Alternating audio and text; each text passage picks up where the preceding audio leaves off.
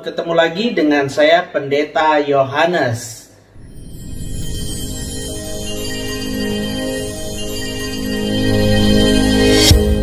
Mengawali pembacaan perenungan kita hari ini, mari kita berdoa. Bapa kami dalam surga, terima kasih untuk kebaikan dan penyertaan-Mu sepanjang hidup kami. Dan Tuhan, kami bersyukur karena kami masih diberikan kesempatan untuk boleh menjalani satu hari lagi hidup kami. Tuhan, kami mohon tuntunan firman-Mu supaya kami mengerti kehendak-Mu dan kami boleh menyatakan kasih kami kepada Tuhan lewat ketaatan kepada firman-Mu. Terima kasih Bapa, kami berdoa demi nama Tuhan Yesus Kristus. Amin. Bacaan firman Tuhan hari ini diambil dari Injil Yohanes pasalnya yang ke-21 ayatnya yang ke-17. Sekian firman Tuhan. Kata Yesus kepadanya untuk ketiga kalinya, "Simon anak Yohanes, apakah engkau mengasihi aku?" Maka sedih hati Petrus karena Yesus berkata untuk ketiga kalinya, "Apakah engkau mengasihi aku?" Dan ia berkata kepadanya, "Tuhan, engkau tahu segala sesuatu, engkau tahu bahwa aku mengasihi engkau." Kata Yesus kepadanya, "Gembalakanlah domba-dombaku." Saudara-saudara yang dikasihi oleh Tuhan Yesus, 3 kali Yesus berkata kepada Simon Petrus, "Simon anak Yohanes, apakah engkau mengasihi aku?" 3 kali juga Simon Petrus menjawabnya. Di dalam konversasi yang ketiga, tanya jawab Yesus dan Simon memiliki keunikan. Dalam pertanyaan pertama dan yang kedua, Yesus memakai kata dasar kasih agape, kasih ilahi itu, untuk pertanyaannya kepada Simon. Dan jawaban Simon selalu sama. Ia menggunakan kata dasar kasih philia, yakni kasih yang nilainya lebih rendah dari agape. Dan dia pakai kata ini untuk menjelaskan kasihnya kepada Tuhan. Uniknya di dalam konversasi yang ketiga ini, saudara-saudari yang dikasih dalam Tuhan, Yesus mengganti kata kasih yang dipakainya menjadi sama dengan kata kasih yang digunakan atau dipakai oleh Simon Petrus, yakni kasih philia. Nah, bagaimana dengan Simon? Simon menjawab ketiga kalinya pertanyaan Tuhan Yesus dengan kata kasih yang sama. Dan untuk yang ketiga kalinya ini membuat Simon menangis. Saudara-saudara yang kasih dalam Tuhan, momen ini sepertinya dipakai oleh Tuhan Yesus untuk sekali lagi mengingatkan Simon Petrus. Jangan beri cinta, komitmen yang tidak akan sanggup engkau penuhi. Saudara, ingat apa yang telah Petrus lakukan. Sebelum Yesus ditangkap, dia berkata, "Aku sekali-kali tidak akan meninggalkan engkau." Tetapi buktinya Simon Petrus menyangkal Yesus 3 kali. Tapi di kesempatan yang sama, di dalam momen penampakan Tuhan Yesus ini, Tuhan pakai momen ini untuk memulihkan Simon dan memberikannya kesempatan lagi.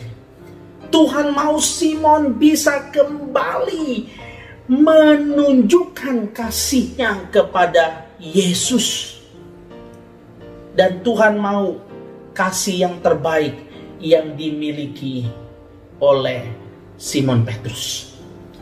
Bukan lagi dengan kegagahan dan kesombongannya, tetapi sekarang dengan taat kepada kehendak firman-Nya. Karena Jika mau belajar mengasihi Tuhan dengan kasih-Nya Tuhan, Simon harus belajar taat pada kehendak Tuhan. Dan di dalam bagian ini Tuhan mau Simon Petrus menggembalakan umat saudara-saudara yang dikasihi oleh Tuhan Yesus Kristus. Dari hal ini saya merenungkan 3 hal. Yang pertama, saya tidak akan mampu membalas kasih Tuhan dengan kasih yang seperti yang Tuhan berikan kepada saya.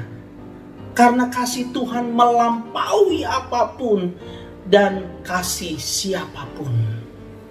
Yang kedua, sekalipun saya tak mampu membalas kasih Tuhan dengan kasih yang seperti Tuhan beri buat saya, Tuhan tetap beri saya kesempatan untuk mengasihi Dia dengan cara yang paling saya sanggup untuk mengasihi Dia. Yang paling saya sanggup artinya yang terbaik dari apa yang saya bisa berikan kepada Tuhan. Saya pikir tidak lain adalah seluruh hidup saya. Yang ketiga, ketaatan kepada firman-Nya. Saya pikir itu adalah cara terbaik untuk mengasihi Tuhan. Dan saya belajar terus untuk melaksanakannya. Saudara-saudara yang dikasihi oleh Tuhan, pasti kita semua mengenal Agnes Kamaleng. Dia berkata dalam lagunya Cinta Luar Biasa, ada satu lirik mengatakan, terimalah lagu ini dari orang biasa, tetapi cintaku padamu luar biasa.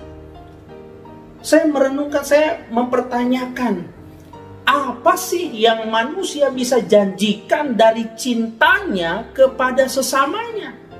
Atau mungkin kepada alam dan lain sebagainya.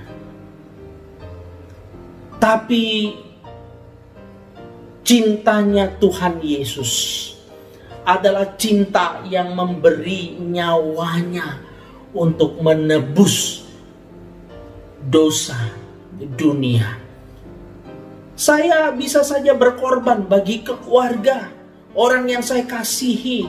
Tetapi satu hal yang saya tidak bisa lakukan dengan kasih saya itu, yaitu saya tidak bisa berkorban bagi orang berdosa. Karena saya juga orang yang berdosa. Jangankan berkorban bagi dosa orang lain, tersakiti saja saya rapuh untuk menjadi benci atau membalas kesalahan. Tetapi saya bersyukur karena telah menerima kasih yang ajaib dari Tuhan Yesus, yang melaluinya saya diampuni, saya diterima, dan saya dipulihkan olehnya.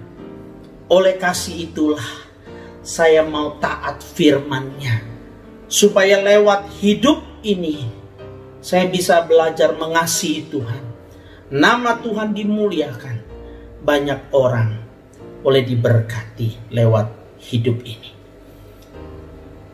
Ini yang saya dapatkan dari perenungan hari ini. Bagaimana dengan saudara-saudara sekalian? Mari berbagi di kolom komentar di bawah. Nah, saudara, hal yang lainnya, jikalau saudara ada pertanyaan atau saudara ada saran, masukan yang membangun, silakan saudara juga boleh sampaikan di kolom komentar di bawah. Untuk mengakhiri akan perenungan kita hari ini, mari kita berdoa. Bapa di dalam surga, terima kasih karena kasih-Mu luar biasa, kasih-Mu besar Tuhan. Dan tidak ada cara lain kami merenungkan untuk mengasihi Tuhan selain taat kepada-Mu Tuhan. Terima kasih untuk kesempatan yang Tuhan berikan bagi kami untuk bisa belajar mengasihi Tuhan. Tolong kami dalam segala kelemahan keterbatasan kami Tuhan. Dengan cinta-Mu yang telah kami terima, Ajar kami untuk mengasihi lebih sungguh lagi, mengasihi Tuhan, mengasihi orang-orang yang Tuhan hadirkan di sekitar kami. Terima kasih ya Bapa. Kami bersyukur dan berdoa demi nama Tuhan Yesus Kristus. Amin.